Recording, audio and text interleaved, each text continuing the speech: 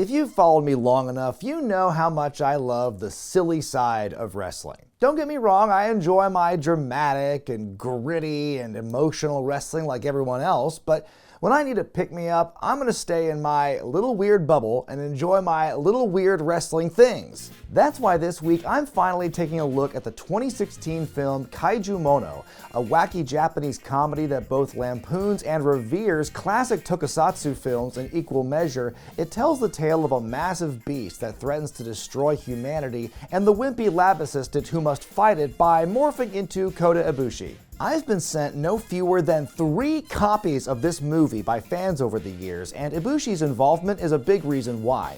At around the same time the Golden Star was turning heads stateside in the WWE Cruiserweight Classic, this DDT mainstay officially became a leading man when KAIJU Mono was released. If the guy is crazy enough to shoot himself with fireworks in the middle of a match, you'd better believe he'd sign up to fight some kaiju.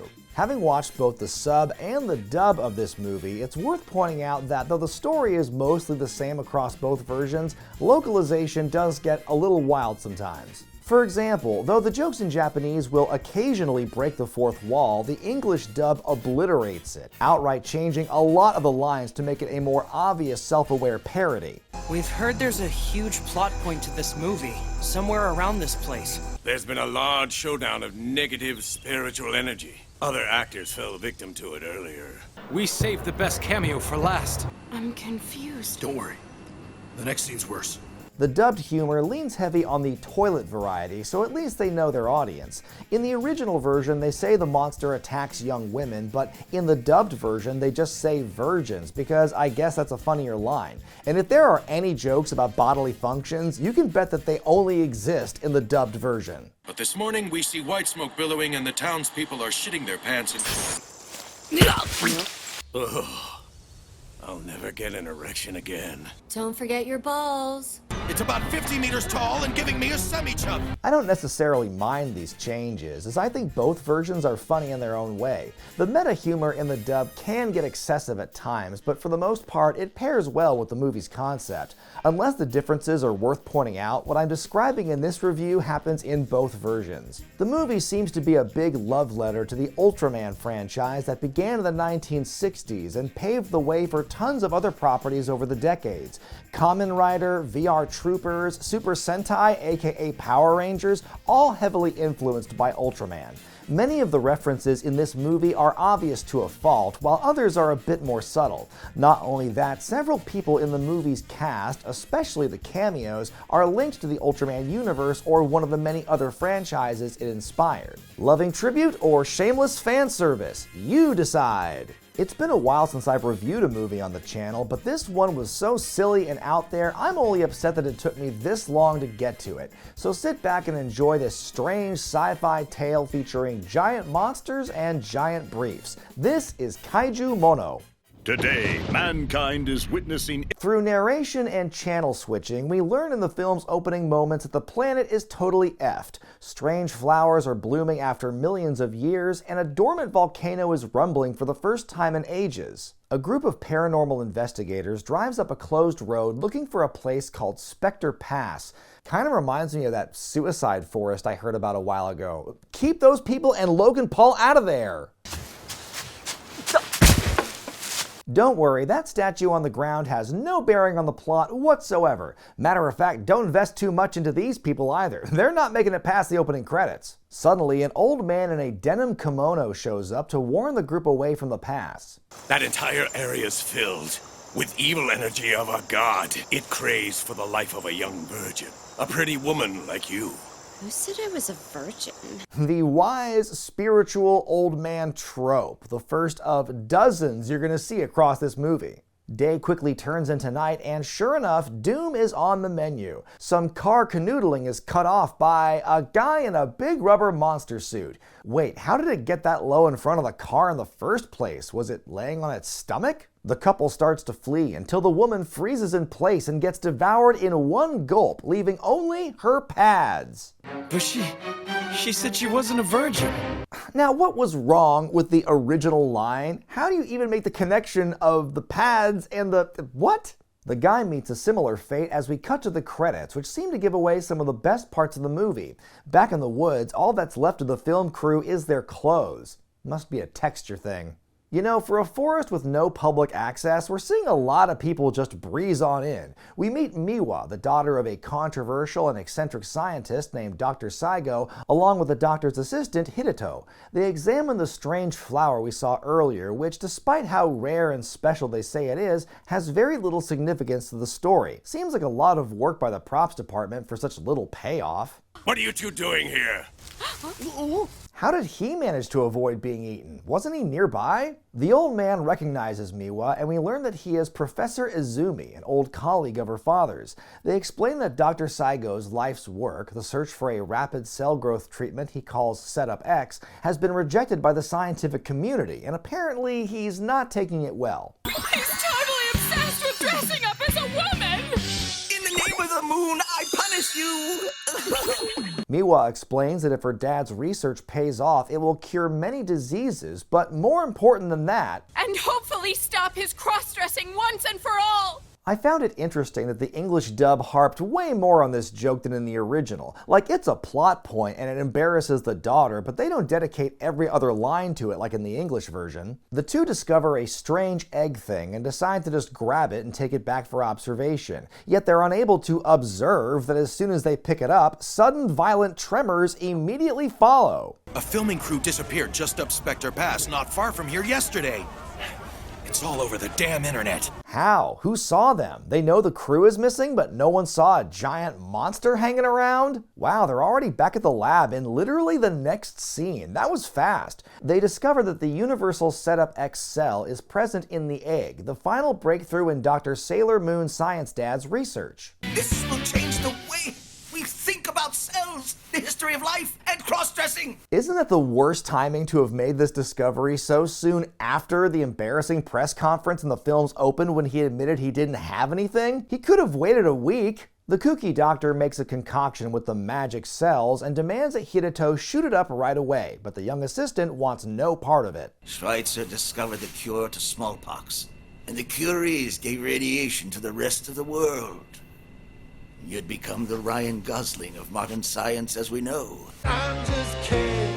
Anywhere else I'd be a tame. And I don't know if this makes it any better, but it's got a melon scent to it. Ah, damn it, movie, stop making those jokes before I can. Back in the mountains, the monster is awoken once again, and the 5 military members on the scene tell people to evacuate. Wow, those are definitely some model tanks. Now here comes an environmentalist group that wants to protect the beast. This sexy-ass kaiju has come because nature's pissed off.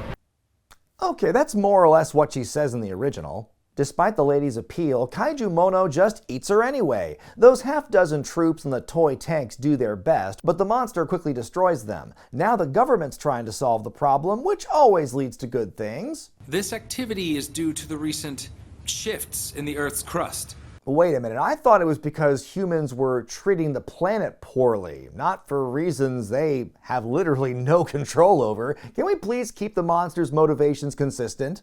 I believe the Kaiju Mono is a creature that evolved when mammals and giant reptiles started banging each other to multiply. I believe that was the first draft for Luchasaurus's origin story. Then in comes the old professor to spout some more exposition and wise man speak. The monster thrives off negative energy, they need to fight it with positive energy, blah-de-blah. He tells the government to seek Dr. Saigo for help, who is still upset that he was mocked earlier. The doctor makes a wager that if the vice minister can beat Hidito in a joke-off, then he will assist them.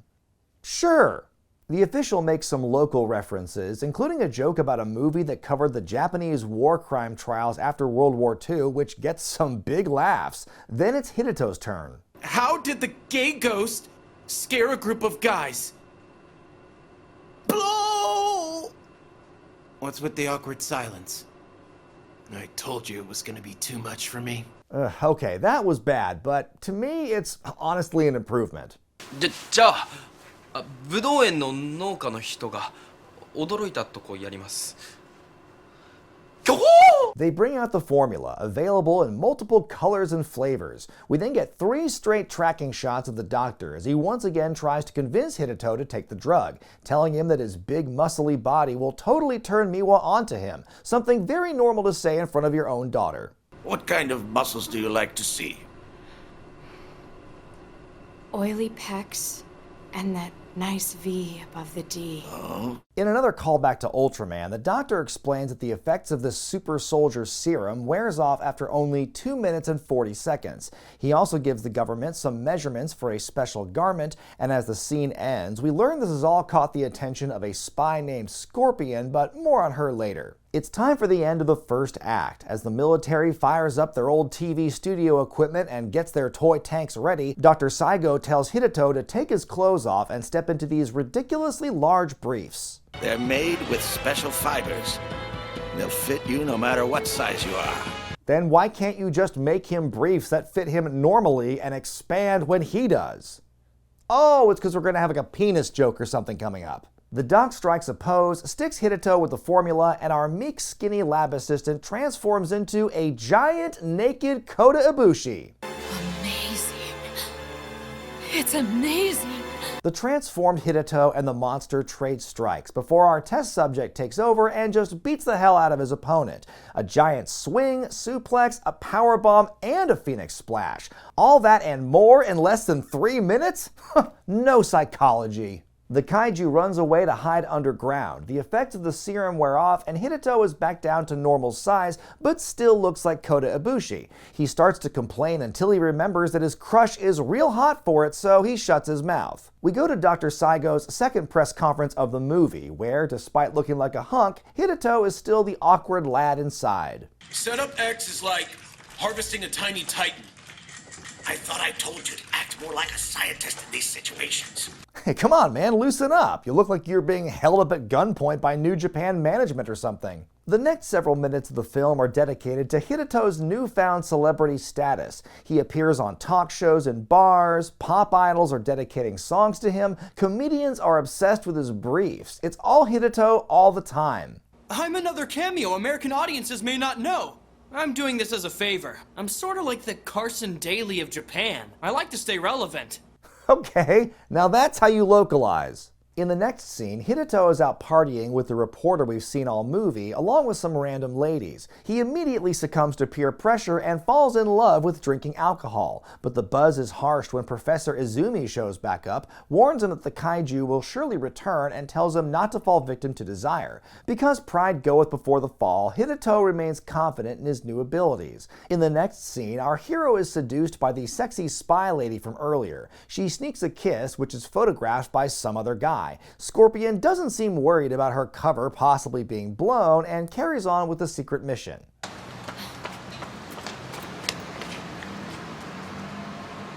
Is this awkward shot that lingers forever supposed to be something? The picture immediately goes public, and Miwa is upset, which, yeah, isn't she the love interest? Where's she been this whole time? Meanwhile, the egg is growing and glowing. Dr. Saigo and Miwa deduce the egg belongs to the kaiju, and Miwa uses her woman's intuition, aka virgin's intuition, to suggest that giving the egg back might compel the monster to leave the city. You think? It's 1300 hours! The KAIJU Mono's heat signal is approaching! What's the time got to do with it? The monster returns and everyone seems pretty chill about it because no one is fleeing. The scientists leave the egg out as an offering, which seems to do the trick. Well, look at that, problem solved. Now all we need to do is stand back, let the kaiju take its leave, and we can slowly rebuild and begin to, oh, never mind, they think it's a good idea for them to make Hirato big again. Our hero is clearly tired from too much partying, which might be a reason why he gets the snot beaten out of him by the pissed off and protective kaiju. I thought she'd take the egg. Nita! Don't get her riled up! Lady, you guys already did that! It looks as if the beast has been watching old Muda tapes and sprays Hirato with the poison mist. Our hero then just vanishes, but shows up in the next scenes a total disgrace thanks to his defeat. Please leave me alone. He just touched me! He just flicked my nips! As Scorpion whisks Hideo away from the mob of reporters, we check back in on the scientists, where the doctor's secret shame briefly comes up once again, and the vice minister says that maybe they should test the serum out on, you know, an actual fighter. I haven't tried the experiment on anyone but Nita. There's a chance that if we tried it on someone else, well, they could die. Oh, so now you're worried about killing someone when you pushed it on your assistant earlier? Why the change of heart? You told Hideo he'd be the Ryan Gosling of science. Now you're saying the next guinea pig could become the dead guy of science? We've been running a secret investigation. It appears foreign spies have entered the country trying to steal Setup X. Speaking of which, Hideo has awoken in a strange place with Scorpion. Then we get a very necessarily long scene of Kota Ibushi taking a shower. While he's in there, Scorpion steals a briefcase with Hideo's, well, briefs inside, and then reports to the anonymous Raw general manager. The government agents corner Scorpion and the jig is up, but apparently Scorpion's mission has nothing to do with the Setup X formula, and more to do with, well... Overweight Americans will spend so much money on new technology. Especially for briefs which expand to the size of any without breaking. Brilliant.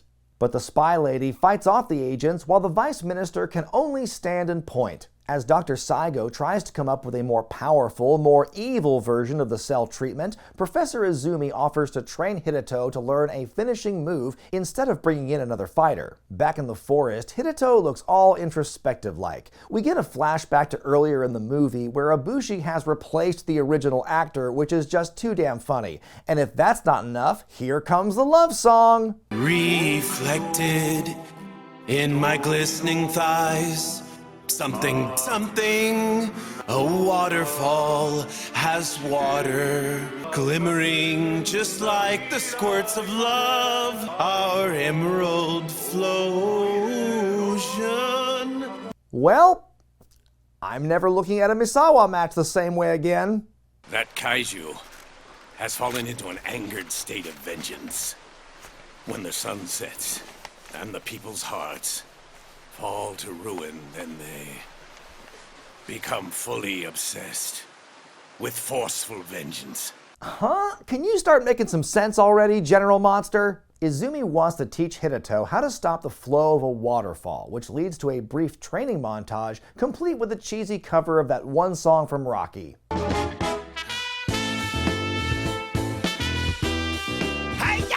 With 25 minutes left in the movie, we meet a whole new villain, Mr. Viper, who looks a lot like Sagat from the Street Fighter games. Scorpion has the briefs for him, but surprise, he wants to kill her before paying her. Then they have a really cool fight scene, right after the dubbed version replaces Scorpion's first line in the scene with, "I was busy doing a cool fight scene." Seems a bit redundant. Scorpion throws the giant briefs onto Viper and manages to escape this pointless side plot, albeit wounded. And I guess Dr. Saigo's lab is just down the block or something, because she limps over there in the very next scene.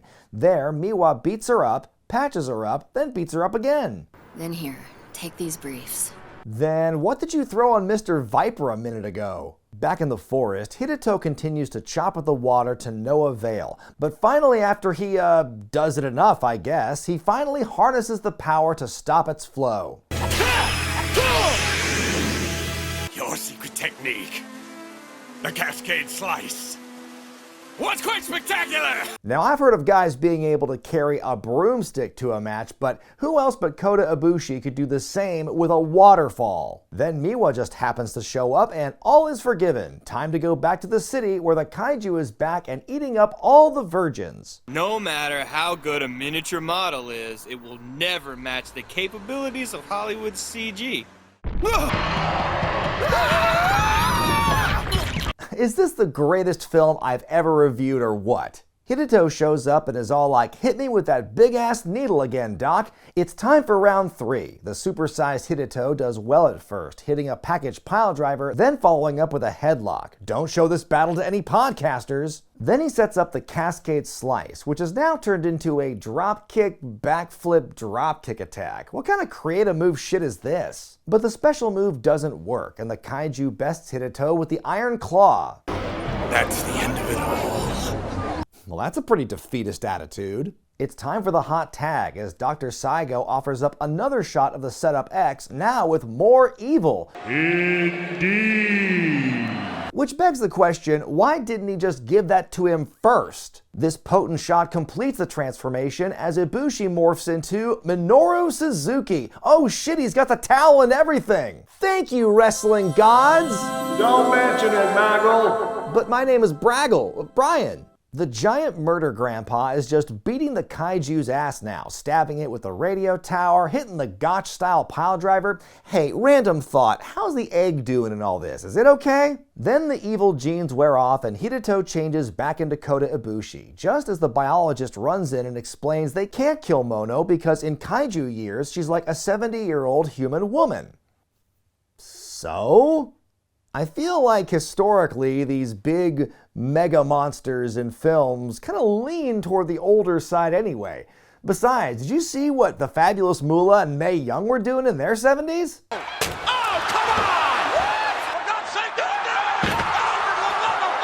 So instead of killing the creature, they bust out their biggest cameo of all, Sandayu Dokumamushi, to talk the kaiju down, since in Japan he's known for being popular with an older audience, and he was part of the original Ultraman series.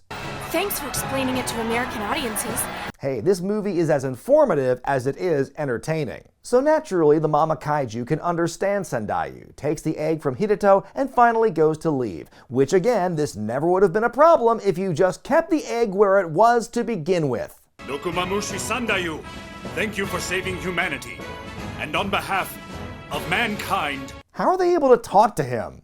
And now, having redisposed of the monster, Hideo exits stage right and reverts back to his pre-steroid self, and Miwa's cool with it because he has such a nice personality. The movie ends with love conquering all and mankind being saved, though the narrator warns that Kaiju Mono will always lurk beneath us as long as humanity continues to be naughty, and as tempting as a sequel to this movie may sound, honestly, one is enough.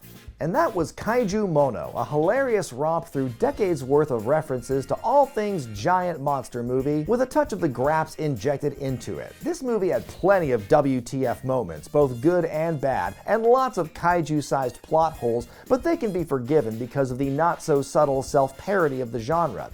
Dubbed, subbed, whatever your preference, it's a very fun way to spend 90 minutes. And if the wrestler cameos don't hold your interest, the one-liners and the barrage of meta-based humor just might. It's weird, but in a good way, unlike the Calamari Wrestler, for instance, which was just weird. But this, I give it 6 stars in the Tokyo Dome. Have you seen Kaiju Mono? What did you think? What wrestler do you want to see fight a guy in a big monster suit? Let me know in the comment section below. Be sure to give the video a thumbs up if you like it, subscribe to Wrestling with Regret, hit that bell icon for all the notifications. I'm Brian Zane, and I'll see you next time.